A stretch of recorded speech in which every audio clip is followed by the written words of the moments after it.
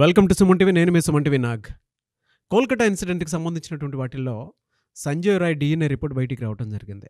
Polygraphy టెస్ట్లో ఆయన మాట్లాడినటువంటి మాటలు కనుక మనం చూస్తే, ఒకరోజు ఒప్పుకున్నట్టు, ఒకరోజు నాకు సంబంధం లేనట్లు, ఒకరోజు మెంటల్లీ డిజేబుల్డ్, అందుకే ఇలా బిహేవ్ చేస్తున్నాను అన్నట్లు కూడా కొన్ని పాలిగ్రఫీ టెస్ట్లో బయటికి రావడం జరిగింది. అయితే అతనికి తోడుగా కవితా సర్కార్ అనేటువంటి ఒక అడ్వకేట్ పాలిగ్రఫీ టెస్ట్ని చేయించి ఇతను కాదు అని కన్ఫర్మ్ చేసేలాగా మాట్లాడించి, అంటే దీనికి సంబంధించినటువంటి కొన్ని కీలక అంశాలు కూడా బయటికి రావడం జరిగింది. ఆ వీడియోస్ కూడా మేము చేయడం జరిగింది. కుదిరితే మీరు వెనక్కి వెళ్ళి ఆ వీడియోస్ని చూడండి. అంటే ఈ కేసులో ఒక్కొక్కటి కనుక మనం చూసుకుంటూ ఉంటే ఎలాగా మిస్లీడ్ చేశారు అనేటువంటి విషయం మనకి డెఫినెట్గా ఆ ఆలోచన రాక మానదు. ఎందుకు అనంటే ఇప్పుడు డిఎన్ఏ రిపోర్ట్ వచ్చింది కదా, మీకు క్లారిటీ వస్తూ ఉంటుంది ఏం జరిగింది ఏంటి. అండ్ దాన్ని బట్టి కనుక మనం చూస్తే నిజంగానే ఎంతమంది ఇందులో ఇన్వాల్వ్ అయ్యి ఉన్నారు, ఒకరా ఇద్దరా అనేటువంటి విషయం ఈరోజు మనతో పాటు హైకోర్టు అడ్వకేట్ రవీంద్రనాథ్ గారు ఉన్నారు. వారి మాటలో తెలుసుకుందాం. Hello sir. హండి నాగరాజ్ గారు. సంజయ్ రాయ్ నిందితుడు, ఇతను ప్రస్తుతానికైతే డిఎన్ఏ రిపోర్ట్ బయటికి రావడం జరిగిందని చెప్పేసి తెలుస్తోంది. సిబిఐ వాళ్ళు చెప్పారు అని చెప్పేసి. అందులో వాస్తవ కోణాలు ఏంటి, ఏం చెప్తుంది రిపోర్ట్? సిబిఐ ఇన్వెస్టిగేషన్లో చిట్ట చివరి స్టేజ్కి ఆల్మోస్ట్ ఫైనల్ స్టేజ్కి వచ్చేసారండి. నిందితుడి మీద ఛార్జ్ షీట్ ఫైల్ చేయాల్సిన stage almost last one. CBI final report ready చేసుకుంటుంది. ఇందులో భాగంగా నిందితుడైనటువంటి అక్యూజ్డ్ ని సంజయ్ రాయ్ మీద అనేక రకాల టెస్టులు చేశారు. మీరు అన్నట్టుగా పాలిగ్రాఫ్ టెస్ట్ చేశారు, అదేవిధంగా లయన్ డిటెక్టర్ టెస్ట్ చేశారు, రకరకాల సైకో అనాలిసిస్ టెస్టులు చేశారు, చిట్ట చివరిగా డిఎన్ఏ టెస్టులు చేశారు. డిఎన్ఏ టెస్ట్ 2 సార్లు కూడా చేశారు. 2 సార్లు చేసినప్పుడు కూడా డిఎన్ఏ అనుకూలంగా వచ్చింది. అయితే నిందితుడు డైరెక్ట్ ఇన్వాల్వ్మెంట్ ఉన్నట్టుగా ఈ చిట్ట చివరి ఏదైతే రిపోర్ట్ డిఎన్ఏ రిపోర్ట్ చాలా వరకు కన్ఫర్మ్ చేసినట్టుగా మనకు కొంత న్యూస్ అయితే అందడం జరిగింది. దీనికి సంబంధించి అంటే డిఎన్ఏ టెస్ట్ కూడా మామూలుగా చేయలేదు నాగరాజ్ గారు. సిఎఫ్ఎస్ వాళ్ళు వెళ్ళి డిఎన్ఏ రిపోర్ట్ చేశారు. ఇంకా ఆ డిఎన్ఏ రిపోర్ట్లో కూడా అత్యాధునికమైన పరికరాలు, ఇప్పటి వరకు ఏ కేసులో కూడా అంత టెక్నాలజీ ఎక్కడ వాడలేదు. సిఎఫ్ఎస్ వాళ్ళు ఏదైతే రిపోర్ట్ ఇచ్చారో ఆ రిపోర్ట్లో నిందితుడి యొక్క రక్తంలో విక్టిమ్ యొక్క శరీరం మీద దొరికిన ఆనవాళ్ళు కానీ, గోళ్ళలో దొరికిన వెంట్రుకలు కానీ, ఇవన్నీ కూడా ఆనవాళ్ళు ఆల్మోస్ట్ మ్యాచ్ అయింది. ఆమె దేహం మీద ఉన్నటువంటి ఇతని యొక్క గుర్తులు, ఆమె యొక్క గుర్తులు ఇతని గోళ్ళల్లోనూ ఇతని యొక్క శరీరం మీద ఉన్న గుర్తులు 2 కూడా టాలీ చేస్తే ఇందులో డైరెక్ట్గా విక్టిమ్ ఇన్వాల్వ్మెంట్ సంజయ్ రాయ్ పాత్ర ఉన్నట్టుగా డిఎన్ఏ రిపోర్ట్ ఈరోజు ఫైనల్ చేశారు. అయినప్పటికీ కూడా సిబిఐ వాళ్ళు మరలా ఏం చేశారంటే ఈ రిపోర్ట్ను ఢిల్లీలో ఎయిమ్స్ వాళ్ళు కూడా ఫార్వర్డ్ చేశారు. అంటే మరోసారి రీచెక్ చేసుకోవడం కోసం చెప్పి, అంటే అథెంటికేషన్. అంటే ముఖ్యంగా డిపార్ట్మెంట్లో ఇన్వెస్టిగేషన్స్ ఎలా చేస్తారంటే, ఒక కేసు వాళ్ళు హ్యాండ్ ఓవర్ చేసిన తర్వాత సిబిఐ వాళ్ళు చేసే పరంటే ఇన్వెస్టిగేషన్స్ అన్నీ చేసి ఒక ఛార్జ్ షీట్ ఫైల్ చేస్తారు. అందుకోసం అని ఆల్రెడీ ఇంతకుముందు పోలీస్ రిమాండ్లో ఉన్నాడు, ఇప్పుడు జ్యుడిషియల్ కస్టడీలో ఉన్నారు. అయితే వీళ్ళు కంప్లీట్ ఛార్జ్ షీట్ ఒకటి ఫైల్ చేస్తారు. మొత్తం బేస్ అంటే లీగల్ డిపార్ట్మెంట్లో జ్యుడిషియల్ కస్టడీలో ఉన్నప్పుడు కానీ, పోలీస్ కస్టడీలో ఉన్నప్పుడు కానీ హైకోర్టుకు సబ్మిట్ చేసేటువంటి ఫైలింగ్ ఏదైతే ఉంటుందో దాన్ని ఛార్జ్ షీట్ ఫైలింగ్ అంటారు. టోటల్ ఒక కేసుకు సంబంధించి ఛార్జ్ షీట్ ఇస్ ద చాలా పవర్ఫుల్ ఎవిడెన్స్. అంటే అందులో ఈచ్ అండ్ ఎవ్రీ పాయింట్ మీద కూడా ట్రయల్స్ అవుతాయి. డేట్, టైము, ఎవిడెన్స్లు, ఈచ్ అండ్ ఎవ్రీ ఎవిడెన్సెస్ కూడా ప్రతి ఎవిడెన్స్ మీద ఒకసారి కానీ ఛార్జ్ షీట్ ఫైల్ చేసి సిగ్నేచర్ పెడితే ఎంటైర్ ట్రయల్స్ వరకు కూడా అదే ఛార్జ్ షీట్ కంటిన్యూట్ అవుతుంది. దీని మీద చాలామంది సిబిఐ ఆఫీసర్లు సిగ్నేచర్లు పెడతారు, చాలామంది ఇన్వెస్టిగేషన్ ఆఫీసర్, అంటే ఒక పర్సన్ ఉండడండి, ఇన్వెస్టిగేషన్ ఆఫీసర్స్, ఇంటరాగేట్ చేసిన ఆఫీసర్స్, పాలిగ్రాఫ్ టెస్ట్ చేసినటువంటి ఆ డాక్టర్స్, డిఎన్ఏ చేసిన ఆ డాక్టర్స్, వీళ్ళందరినీ రేపు పోలీసులు పిలుస్తారు. వీళ్ళందరూ కూడా గవర్నమెంట్ డిపార్ట్మెంట్ వాళ్ళు. రేపు ట్రయల్స్ అయ్యేటప్పుడు ఏం చేస్తారంటే ప్రతి ఒక్కరు కూడా కోర్టుకు వచ్చి నేను ఇచ్చిన సిగ్నేచర్ కరెక్ట్ అని చెప్పి వాళ్ళు మళ్ళీ అథెంటికేషన్ ఇవ్వాల్సి వస్తుంది. సో ఛార్జ్ షీట్ అన్నటువంటి ఏదైతే ఫైలింగ్ ఉంటుందో లీగల్ పరంగా చాలా పవర్ఫుల్ ఎవిడెన్స్ అనమాట. రేపు సుప్రీంకోర్టుకి ఈ ఛార్జ్ షీటే ఫైల్ ఇస్తారు. దీని మీద ట్రయల్స్ అన్ని జరుగుతూ ఉంటాయి. అయితే ఇక్కడ విషయం ఏంటి, ఆల్రెడీ కవితా సర్కార్ ఎవరైతే ఉన్నారో ఈ మన విక్టిమ్ తరపునటువంటి న్యాయవాది అయినటువంటి కవితా సర్కార్ గారు, ఆవిడ చెప్పిన వెర్షను ఇప్పుడు ఎవిడెన్స్ దొరికిన వెర్షన్కి ఈ రెండింటికి మధ్య కాంట్రాడిక్టరీ ఉంది ఇక్కడ. సో రేపు ట్రయల్స్లో ఎవరు ఎలా వాదనలు చేస్తారు, ఎవరు ఎలా ట్రయల్స్ చేస్తారంది రియల్లీ వెరీ వెరీ ఇంట్రెస్టింగ్ అండి. ఎగ్జాక్ట్లీ సంజయ్ రాయ్ మీద జరుగుతున్నటువంటి ఎవిడెన్స్లు కానీ, రేపు కవితా సర్కార్ దీన్ని ఎలా ఫేస్ చేస్తారు, కవితా సర్కార్ దీనికి ఎలా ఆన్సర్లు చెప్తారు, కవితా సర్కార్ చెప్పే స్టేట్మెంట్కి, ఎందుకంటే ఆవిడ కూడా అథెంటికేషన్గా స్టేట్మెంట్ ఇచ్చారు యాజ్ బీయింగ్ అన్ అడ్వకేట్గా. సో అడ్వకేట్ ఒక స్టేట్మెంట్ ఇచ్చారంటే కూడా అది కూడా అథెంటికేషన్ అవుతుంది. ఈ రెండింటికి మధ్య కాంట్రాడిక్టరీ. నిజంగా రేపు సుప్రీంకోర్టు ఒక డేట్ ఇచ్చి ఆ డేట్లో ట్రయల్స్ కానీ స్టార్ట్ చేస్తే రియల్లీ ఇది చాలా అద్భుతమైన ట్రయల్స్ అవుతాయి. ప్రతి ఒక్కరు చూడాల్సింది ఆ ట్రయల్స్లో ఎలా డిస్కషన్ చేస్తారు ఏంటనేది. దీన్ని బేస్ చేసుకొని ఇతను ఎఫ్ఐఆర్ చేయాలా, ఇంకా ఏమైనా ఇంట్రాగేషన్ చేయాలనేది అప్పుడు ఎప్పుడు ఉంటుంది ఛార్జ్షీట్ని బేస్ చేసుకొని నిందితుడికి ఎంత శిక్ష విధించాలి అన్నది దీని బేస్ మీదే ఉంటుందన్నమాట.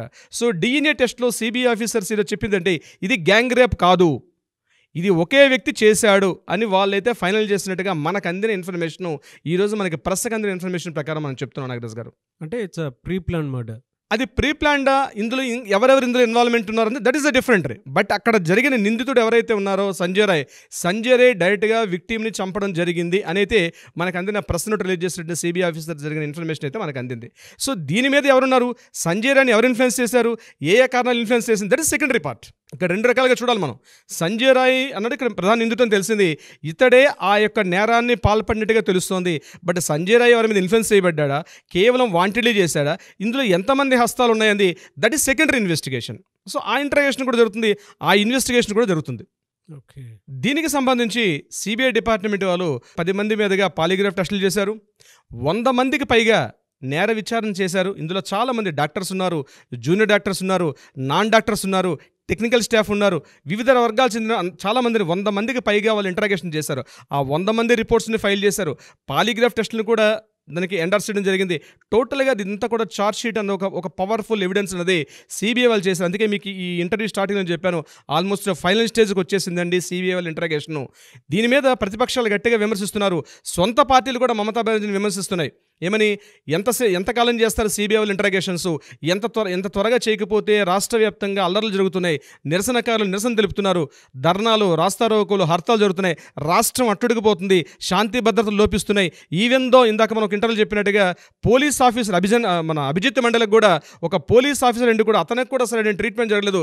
వైద్యులు పూర్తిగా రాష్ట్రంలో తమ వైద్యుల్ని అంటే పేషెంట్ని పట్టించుకోవట్లేదు, ఈ స్థాయికి వెళ్ళిపోయింది. అల్లకల్లోలంగా ఉన్న టైంలో గవర్నర్ గారు ఒక స్టేట్మెంట్ ఇచ్చారు.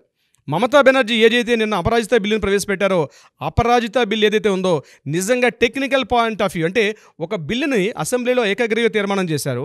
ఏకగ్రీవ తీర్మానం చేసిన తర్వాత ఆ బిల్లును ఫార్వర్డ్ చేసే ముందు దానికి టెక్నికల్ రిపోర్ట్ అని ఒక సపోర్టింగ్ డాక్యుమెంట్ ఉంటుంది. అంటే టెక్నికల్ పారామీటర్స్గా ఈ బిల్లు మేము ఇలా ఇంప్లిమెంట్ చేయడం వల్ల రాష్ట్రంలో ఇంత ఫండ్స్ మేము ఫండింగ్ చేయాలి, దీన్ని ఇంప్లిమెంట్ చేయడం వచ్చే లాభాలు ఏమిటి, దానివల్ల నష్టాలు ఏమిటి, అసలు ఎవ్రీ ఇయర్ ఈ ఫండింగ్ చేయడానికి ఎంత బడ్జెట్ ప్రవేశపెడుతున్నాం, these are called technical supporting documents అంటారు. ఆ టెక్నికల్ సపోర్ట్మెంట్ డాక్యుమెంట్ ఇవ్వకుండా డైరెక్ట్గా బిల్ కాపీని గవర్నర్ గారికి పంపించడం జరిగింది. గవర్నర్ గారు ఈరోజు ఆ బిల్ కాపీని చూసి ఇమీడియట్గా దాన్ని ఇంత అనుభవం ఉన్నటువంటి మమతా బెనర్జీ గారు నిజంగా ఈ బిల్లుని యాక్సెప్ట్ చేయాలి అనే ఉద్దేశం ఉంటే ఇంత నాన్ ఫూలిష్గా అయితే డాక్యుమెంట్ పంపిరు కదా అని చెప్పి గవర్నర్ గారు క్వశ్చన్ కూడా వేశారు. మీద ఆయన క్రిటిసైజ్ చేశారు. అంటే ఎన్నో బిల్లులు చేశారు, ఎన్నో యాక్టులు చేశారు. మమతా బెనర్జీ నిన్న మొన్న కొత్తగా రాష్ట్రానికి పరిచయం వ్యక్తి కాదు, ఆవిడ ముఖ్యమంత్రిగా ఆల్రెడీ 2 సార్లు ఉన్నారు. So she know everything. అపోజిషన్లో ఉన్నారు, ఈరోజు పవర్లో ఉన్నారు. ఒక బిల్లుని యాక్ట్ జరగాలి, ఎప్పుడైతే గవర్నర్ గారి ఆమోదముద్ర చెందుతుందో అప్పుడు దాన్ని యాక్ట్ అంటారు, అంతవరకు దాన్ని బిల్ అంటారు టెక్నికల్ వర్డ్ ప్రకారం. సో బిల్లుని ప్రవేశపెట్టారు, ఆ బిల్లుకి supporting technical parameter document support చేయకపోవడం ఉంది. ఆవిడ నిజంగా కావాలని చేశారా, అసలు ఆవిడ ఇంటెన్షన్ ఏంటి, ఏదో ప్రజల్ని కంటి తుడుపు చర్యగా చేయాలని ఉద్దేశం తప్పించి నిజంగా ఆవిడకి చిత్తశుద్ధి అనేది ఈ కార్యక్రమంలో లేదు అని గవర్నర్ గారు చెప్పగానే చెప్పారు మమతా బెనర్జీ గారు చేసినటువంటి ఈ చిన్న ఫూలిష్నెస్ పని వల్ల. ఇంకొకటి ఒక ఇంపార్టెంట్ పాయింట్ చెప్పి ఈ యొక్క సెషన్ని ముగిస్తాను నాగరాజ్ గారు. Very very important, Mamata Banerjee గారు ఈరోజు రెడ్ హ్యాండ్గా దొరికిపోయారు తను చేసిన చిన్న అవివేకమైన పని వల్ల. ఎలా అంటారు? ఎలా అంటే ఆగస్టు 8వ తేదీ నాడు ఆర్జికర్ మెడికల్ కాలేజ్ హాస్పిటల్కి ఒక లెటర్ ఫార్వర్డ్ చేశారు. RG Kar medical college deputy principal Sandeep Ghosh గారు ఒక తప్పు చేసి అడ్డంగా దొరికిపోయారు నిన్న ఒక 2 days బ్యాక్. ఏంటది, ఎక్కడైతే ఇష్యూ జరిగిందో పీడబ్ల్యూడీకి ఒక లెటర్ రాశారు. ఇక్కడ ఇది ఆగస్టు 10వ తారీఖున రాశారు లెటర్. అయినా పీడబ్ల్యూడీ వర్క్స్కి ఇక్కడ మా కాలేజీలో సరైన ఫెసిలిటీస్ లేవు కాబట్టి ఇమీడియట్గా మీరు రినోవేషన్ కార్యక్రమం చేయమని చెప్పి ఒక లెటర్ రాశారు. ఆ లెటర్కి సంబంధించి పీడబ్ల్యూడీ వాళ్ళు రావడం, ఇమీడియట్గా ఎక్కడైతే సంఘటన స్థలం జరిగిందో అక్కడ సాక్ష్యాధారం రూపం ఆపే విధంగా ఒక వాల్ని కూడా బ్రేక్ చేశారు. దానికి ఇమేజెస్ కూడా బయటకు వచ్చాయి. ఆ లెటర్ కూడా మనం గడిచిన వీడియోలో పెట్టాం. అదేవిధంగా ఎలా అయితే సందీప్ ఘోష్ గారు ఈ కేసుకు సంబంధించి దాన్ని మిస్ఇంటరప్ట్ చేయడంలో ఎట్లయితే తన పాత్ర వహించారో అదేవిధంగా మమతా బెనర్జీ గవర్నమెంట్లో ఈవెన్ ఆరోగ్య శాఖ మంత్రిగా ఉన్నారు. At the same time health secretary గారు ఒక లెటర్ని ఇష్యూ చేశారు. ఏమైనా లెటర్ సారాంశం, స్వాతంత్ర దినోత్సవ వేడుకల్లో అంటే ఆగస్టు 15 ఆగస్టు వేడుకల్లో పార్టిసిపేట్ చేయడానికి గాను మెయిన్ మెడికల్ కాలేజ్ నుండి హెల్త్ డిపార్ట్మెంట్ పర్సన్స్కి ఒక ట్రైనింగ్ క్యాంప్ ఇస్తాం కాబట్టి ఆగస్టు 9వ తారీఖు నాడు మార్నింగ్ 5:30 మీరు రెడ్ రోడ్ దగ్గరగా ఉన్నటువంటి SSKM మెడికల్ కాలేజ్ దగ్గర మీరందరూ అటెండ్ కావాల్సిందిగా ఒక లెటర్ ఇష్యూ చేశారు. ఆ లెటర్లో సారాంశం ఏంటి?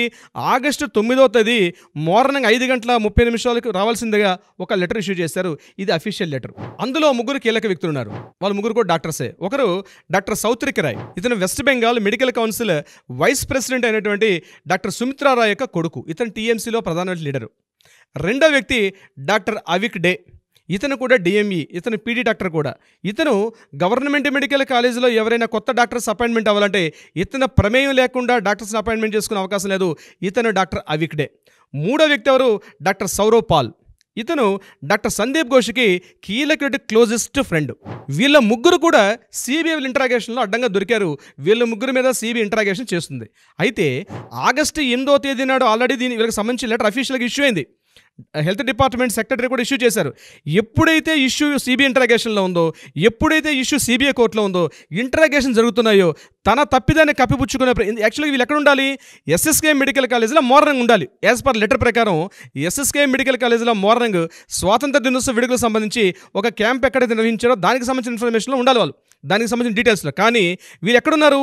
ఆగస్టు 9వ తేదీ జరిగిన ఇన్సిడెంట్ ఎక్కడైతే ఉందో ఈ ఇన్సిడెంట్లో ఈవెన్ ఫోటోల్లో కూడా మనకు దొరికిపోయారు.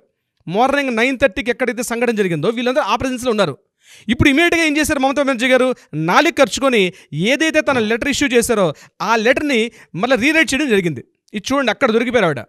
హెల్త్ డిపార్ట్మెంట్ సెక్రటరీ గారు ఏం చేశారు? ఈ లెటర్ మేము ఆగస్టు 8న రాయలేదు, ఈ లెటర్ మేము ఆగస్టు 6న రాసాం. అది కూడా ఆర్జికర్ మెడికల్ కాలేజీలోనే క్యాంప్ ఉన్నట్టుగా. చూడండి, క్యాంపు ఇంతకు ముందున్న ఆగస్టు 8 లెటర్లో ఎస్ఎస్కే మెడికల్ కాలేజీలో క్యాంప్ ఉన్నట్టుగా రాశారు.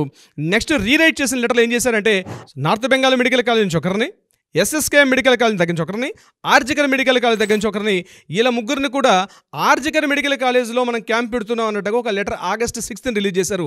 రీరైట్ చేయడం జరిగింది. దీనికి సంబంధించి మనకు దొరికిన ఎవిడెన్స్ కూడా మన ఈ వీడియోలో వీలైతే పేస్ట్ చేయండి నాగరాజు గారు. ఇది ఎవరు రిలీజ్ చేశారు? మన నేషనల్ ఎవరైతే పర్సన్ ఉన్నారో అమిత్ మాల్యా గారు, ఐటీ ఇన్ఫర్మేషన్ టెక్నాలజీ ఎవరైతే అమిత్ మాల్యా గారు ఉన్నారో అతను రిలీజ్ చేసినటువంటి ఎక్స్లో పోస్ట్ చేశారు. దీనికి సంబంధించిన టోటల్ డీటెయిల్స్ అన్నీ కూడా ఆ లెటర్ మనం ఇక్కడ చూపించడం కూడా జరుగుతుంది. అంటే చూడండి, ఎక్కడ తన తప్పిదాలు ఎక్కడెక్కడ దొరుకుతున్నారో ఇది పబ్లిక్గా కనిపిస్తున్న బహిరంగ రహస్యం. ఆగస్టు 8న అఫీషియల్ లెటర్ ఉంది, రీరైట్ చేసిన లెటర్ ఆగస్టు 6న కూడా ఉంది. ఈ 2 లెటర్లు కూడా దొరికాయి మనకి. నెక్స్ట్ రీరైట్ చేసిన లెటర్లో క్లియర్గా ఈ ముగ్గురు ఎవరైతే మనకు ఆ ఫోటో ఇమేజ్లో దొరికారో వాళ్ళ ముగ్గురు పేర్లు ఇక్కడ చెప్తూ కూడా వీళ్ళని మీ ఇన్వాల్వ్మెంట్ అంటే స్టేట్ గవర్నమెంట్ వాళ్ళని ప్రొటెక్ట్ చేస్తుంది. గవర్నమెంటు మేమే అధికారికంగా పంపించాము చూడండి అంటే వీళ్ళు కానీ సిబిఐకి దొరికి ఎక్కడ తప్పులు చేస్తారు అని హెల్త్ డిపార్ట్మెంటే వాళ్ళని ప్రొటెక్ట్ చేసే పనిలో ఉందని ఈరోజు డైరెక్ట్గా ఇన్వాల్వ్మెంట్ చేసినట్టుగా మనకి ఎవిడెన్స్తో సహా దొరికారు. మమతా బెనర్జీ గవర్నమెంట్లో ఉన్న హెల్త్ డిపార్ట్మెంట్ ఒక ఆరోగ్య శాఖ మంత్రిగా ఆవిడ చేసిన తప్పు రెడ్ హ్యాండెడ్గా ఈరోజు మన ఎక్స్లో అమిత్ మాల్యా గారు చేసిన పోస్ట్ క్లియర్గా కనిపిస్తుంది. అయినా చూడండి ఇన్ని రోజులు ఎలా డ్రాగ్ చేసుకుంటూ తీసుకుని వచ్చారో. నిజంగా నాగరాజు గారు ఒక సందర్భంలో ఈరోజే అక్యూజ్డ్గా మన సంజయ్ రాయ్ కూడా కన్ఫర్మ్ అయ్యాడు నిందితుడిగా. ఇక్కడ ఎవిడెన్స్లు సేకరించే పనిలో మమతా బెనర్జీ గారి గవర్నమెంట్లో ఉంటే టోటల్ బ్యూరోక్రాట్స్ అందరూ కూడా హెల్త్ డిపార్ట్మెంట్లో ఉన్న టాప్ హెడ్స్ నుంచి ప్రతి ఒక్కరు కూడా ఇన్వాల్వ్మెంట్ అయినట్టుగా ఎవరైతే నిందితులు ఇప్పుడు నేను చెప్పినట్టు అవిక్ డే కావచ్చు, సౌమిత్రా రాయ్ కావచ్చు, వీళ్ళందరూ కూడా ఇన్వాల్వ్మెంట్ ఉన్నట్టుగా ఎవిడెన్సెస్ మనకు గ్యాదర్ ఇస్తున్నారు. వీళ్ళందరినీ ప్రొటెక్ట్ చేసే పనిలో మమతా బెనర్జీ గారు ఉండడం అన్నది ఈ విషయాలు తెలిసినటువంటి నిరసనకారులు వీళ్ళందరికీ విషయాలు తెలుసండి. బహుశా ప్రపంచానికి ఎందుకు తెలుస్తున్నాయి కానీ యాక్చువల్గా అక్కడ ఎవరైతే ఎగ్జిస్టింగ్ డిపార్ట్మెంట్లు కానీ వైద్యాధికారులు ఉన్నారో వాళ్ళకి ఈ విషయాలు క్లియర్గా తెలిసి ఇన్ని రోజులుగా 30 రోజులుగా వాళ్ళు ధర్నాలు చేస్తున్నారు, స్ట్రైకులు చేస్తున్నారు, రాష్ట్రాన్ని నిర్బంధం చేస్తున్నారు. ఇది చెక్కా జామ్ అంటే రోడ్ల దిగ్బంధన. చెక్కా జామ్ బెంగాల్లో చెక్కా అంటారు, మన తెలుగులో మాట్లాడే రోడ్ల యొక్క దిగ్బంధన. టోటల్గా ఈరోజు రాష్ట్ర వ్యాప్తంగా అన్ని రోడ్లని దిగ్బంధం చేశారు. ఏదైతే కలకత్తా టౌన్కి సంబంధించి మెయిన్ సెంటర్స్లో కూడా బీజేపీ ప్రభుత్వం అంటే బీజేపీ కార్యకర్తలతో కలిసి రాష్ట్ర వైద్యాధికారులు, మెడికల్, ప్రైవేట్ హాస్పిటల్స్ వాళ్ళు, గవర్నమెంట్ హాస్పిటల్స్ అందరూ కలిసి ఆ రాష్ట్రంలో పూర్తిగా రోడ్లను దిగ్బంధం చేసే పనిలో పడ్డారు. ఇప్పటికైనా మమతా బెనర్జీ గారు తెలుసుకొని ఇమ్మీడియట్గా వాలంటరీగా ఏదో బిల్లు ప్రవేశపెట్టాం, గవర్నర్ గారు అక్కడ చివర్లు పెట్టారు. ఈరోజు వాళ్ళని ఎవరైతే నిందితున్నారో నిందితులకు ఎవరైతే సహాయం చేశారో వాళ్ళందరినీ కూడా ప్రొటెక్ట్ చేసే పనులు ఉన్నారండి. ఎక్కడ వరకు తప్పుదాలు ఎంత కంట్రోల్ చేస్తారండి? ఏదో ఒక రోజు నాడు నిజాలు బయటగానే వస్తుంటాయి. ఈరోజు సోషల్ మీడియా డెవలప్ అయింది, ఖచ్చితంగా ప్రతి విషయం కూడా వెలుగులోకి వస్తుంది. ఏదేమైనప్పటికి కూడా అండి నాగరాజు గారు చిట్ట చివరగా డిఎన్ఏ రిపోర్ట్లో మనకి ఏదైతే దొరికిందో ఈరోజు మనకి దొరికిన ఆధారాల ప్రకారం నిందితుడు ఏదైతే అతని యొక్క ఆనవాళ్ళు, అతని యొక్క గోళ్ళల్లోనూ, అతని యొక్క స్కిన్లోనూ, ఆమె యొక్క నిందితురాలి యొక్క ఆ పార్ట్స్ చిన్న చిన్న పార్ట్స్ అండి, అవి కూడా దొరకడం అంటే ఎంత పాశవికంగా, ఎంత కర్కశంగా ఆ అమ్మాయిని వాడు అంత దారుణంగా హత్య చేశాడంది నిజంగా ఈరోజు కనిపిస్తోంది. దీని మీద సుప్రీంకోర్టు ట్రయల్స్లోకి వెళ్తున్నారు ఈ ఛార్జ్ షీట్ అని ఫైల్ చేసుకెళ్తే. నిజంగా ఒక న్యాయవాదిగా నాకైతే ఇది ఎప్పుడు జరుగుతుందా, ఇప్పుడే ట్రయల్స్ వద్దామని ఉందండి. ఎందుకంటే ఆల్మోస్ట్ మనం 30 days ట్రావెల్ చేస్తున్నాం. ఇష్యూ సంఘటన జరిగినప్పటి నుంచి మనం ట్రావెల్ చేస్తున్నాం. నాగరాజు గారు, మీరు కూడా ఈ ఇష్యూ మీద కంటిన్యూ, మీరు నేను కలిసి మనం ట్రావెల్ చేస్తున్నాం. ప్రతిరోజు ఏ సంఘటన జరుగుతుందో మన వ్యూవర్స్కి, మన ఆడియన్స్కి, మన వ్యూవర్స్కి ఇచ్చే ప్రయత్నంలో మనం పెడుతున్నాం. అయితే ఈ సంఘటన నిజాలు తెలుస్తున్నాయి. కానీ రిసీవ్ చేసుకున్నారు సార్ ఆడియన్స్ కూడా. ఒక మంచి కోసం అని చెప్పేసి we demand justice, we want justice అని చెప్పేసి కింద కామెంట్ బాక్స్లో పోస్ట్ చేస్తూ కూడా రిసీవ్ చేసుకున్నటువంటి తీరు really hats off to them. అంటే ఒక మంచి కోసం మా ప్రయత్నంలో, అంటే మేము చేసేటువంటి ప్రయత్నంలో మీరు ఇంకా ముందుండి మమ్మల్ని నడిపించడం అనేది రియలీ గ్రేట్ థింగ్. అండ్ మీరు ప్రాక్టీస్ అంతా పక్కన పెట్టేసి మరి దీనికి సంబంధించినటువంటి కేస్ స్టడీ ఏదైతే ఉందో మొత్తం కూలంకషంగా డీటెయిల్డ్గా పని మొత్తం దాని మీదే పెట్టి, లేదు ఒక్కొక్క మంచి అంటే దేశం మొత్తం చర్చించినటువంటి ఈ ఇన్సిడెంట్కి ఒక్కొక్క మంచి నాంది అయితే మనం పలకబోతున్నాము, లేదంటే చాలామందికి తెలియాలని చెప్పేసి మీరు కూర్చొని చేయడం అనేది రియలీ గ్రేట్ అండి. It's honour. ముఖ్యంగా సుమన్ టీవీ యాజమాన్యానికి ఇందులో మన అభినందనలు తెలపండి. ఎందుకంటే ఈ వేదిక అలా ప్రొవైడ్ చేయగలిగితేనే మనం చేయగలుగుతాం. మా వాయిస్ బయటికి రావాలంటే ఒక వేదిక అన్నది యాజ్ ఎ సీఈఓగా మీరు కానీ మేనేజ్మెంట్ యాజమాన్యం కూడా మనకు ఆ వేదిక ప్రొవైడ్ చేశారు. రియల్గా దీనికి కూడా మీకు నేను థ్యాంక్స్ చెప్పుకుంటున్నాను నాగరాజ్ గారు. Thank you sir. But we demand justice, we want justice.